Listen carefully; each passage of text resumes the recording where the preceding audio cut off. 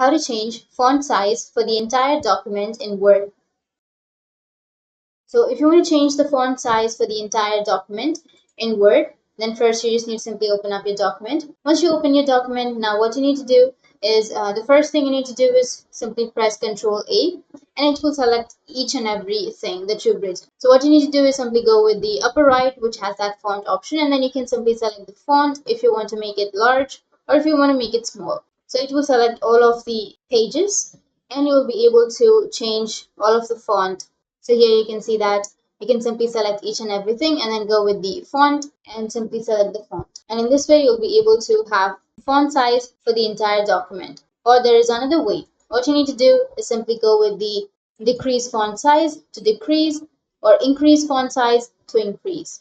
Or the third way is you just need to simply choose or simply press Ctrl A and then go with the normal one. Right click on it, and here you will have select all option. Simply go with select all. Once you've selected, you can go with this option or you can go with this option. So that's how you can change your font size in your entire document in your Word. And if you have any questions, feel free to comment below. Thanks for watching.